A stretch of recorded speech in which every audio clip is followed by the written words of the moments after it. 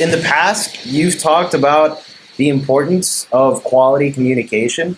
So, how do you define quality communication, and how would you instill that as like a culture? Like this is how you communicate effectively in an organization. Well, first of all, that is a good question. I haven't thought about it in a way that I would articulate it, but I can try to explain what I know doesn't work and causes problems, and we try to reverse engineer it. So, for example, if I have an assignment that I need Marcos and Justin to do, and it's, hey, go to the grocery store, pick up these groceries, and then get gas on the way home. If I sent you an email to do that, and it was not responded to, if it was not responded to in one way, shape, or form, that would be bad communication. So what's helpful is, one thing that we always would require of people is to basically respond to any emails with received, got it, just to at least give some acknowledgement that the person on the other end received it and will likely be doing something with it. A better way to answer would be received, can I call you with questions? Or received will be done by 2 p.m. Or received, I have 17 things in front of this. Is it a priority, or can I do the other 17 things first? That's good. That's good communication. What happens is a lot of people fall into a trap, and they don't know the answer right away, so they don't say anything. That never works in any scenario.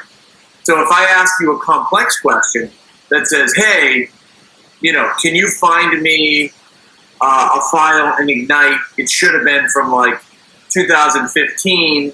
I need it by 2 p.m.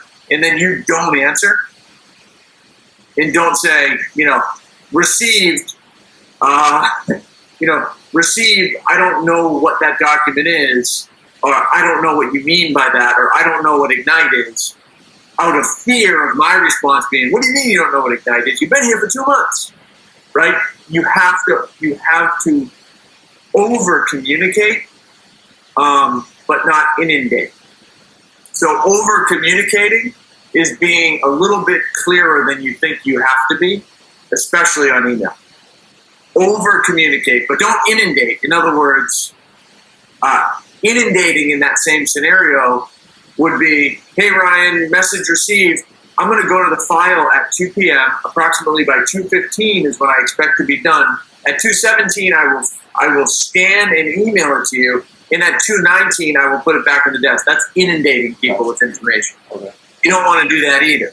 Is the biggest inundator that I've ever met. I'll get emails, like he sent me an email that says this long, and it's about ordering fake cameras for JP. That's inundating. But he inundates out of fear of under communicating. Because he operates in insecurity. You get what I mean? A little bit of insecurity. So that's a problem. But I would rather him inundate me than under communicate. And I know he's a fucking terrible. Well, I shouldn't swear on this being recorded. He is an under communicator by nature. You can send me 5 emails, and he just responds to none. You don't know if he got them or didn't get them.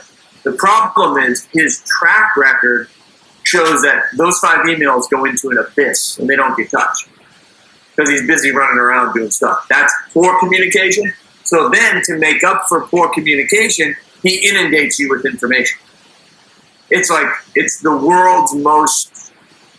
hardest thing to do is to let your insecurity or past mistakes drive how you do anything. So he's been yelled at for not communicating, so now he over-communicates when he does communicate, and he holds things hostage until he knows how to inundate you with information. It's just like a vicious cycle.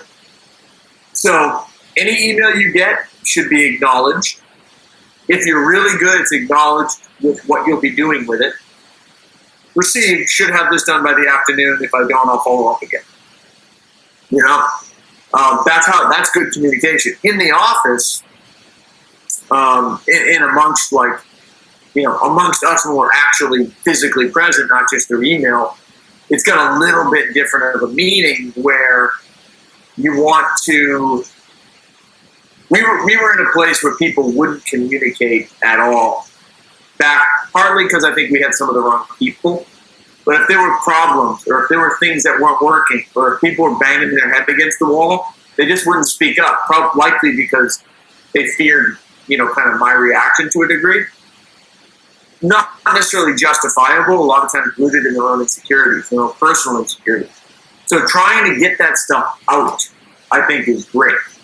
The more you can communicate sort of your personal feelings comfortably, safely into the open space, you can generally talk about tasks and directives and company initiatives way easier just by communicating. So one of the things that we do now in our lending L10 meetings is we do, the meeting usually starts where everybody goes around the room. They say, hey, what's your best personal, news of the week? What's your best business news of the week? But we started doing this red, yellow, green thing, and it's directly related to emotions. So I'd say, Marcos, best personal, best business. You'd say, best personal, I played, at the church this weekend. It was amazing. Best business, I got 10 videos cut up, and they all got 1,000 views. All right, are you red, yellow, green? And you'd say, I'm yellow. I got, I'm not red, right? Where I'm feeling terrible and I'm feeling overwhelmed. And I don't want to be here. And I'm not green, where I'm like, give me everything you got. But I'm kind of yellow. And I'd say, okay, tell me why you're yellow. And then what I've noticed happening is everybody's just like, gets everything out. So they say, well, I had 2 lists and I had 3 lists, and I had these 4 things, and this guy didn't get back to me, and I don't know what to do about the money in this situation, and blah, blah, blah, blah, blah. And I got 10 videos to cut up, and I got to go to this thing on Friday for my dad, but I don't want to go because I'm supposed to be at work. I don't want to take the day off, give me anxiety. And then next thing you know, by the time they're done, they're like, actually, I'm feeling pretty green. Let's go. So the barrier, I would say the barrier to good communication in the business is people's personal emotional deficiencies that they won't talk about.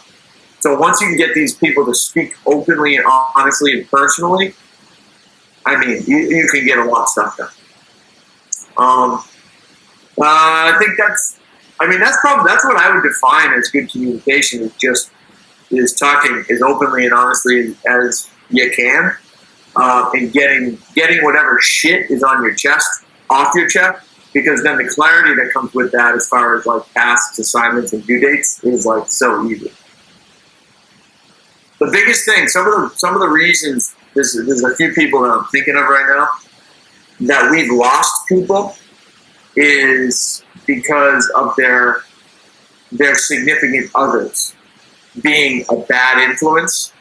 So they'll come into the office, I'll notice something that like doesn't jive with what we're doing as a group, and I'll know that it's rooted in somebody's home life, where guy comes to Conquest, tries to succeed, feels important, feels like he's making a difference, is working above and beyond, playing harder than he's ever played before, and goes home, and the wife's mad that he got home at 6:30 instead of 6.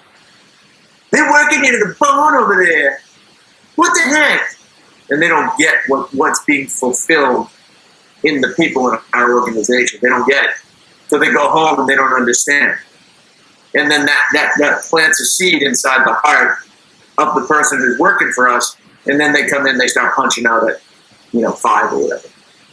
And they don't understand the far greater picture, because they can't then communicate to their wife why that's important.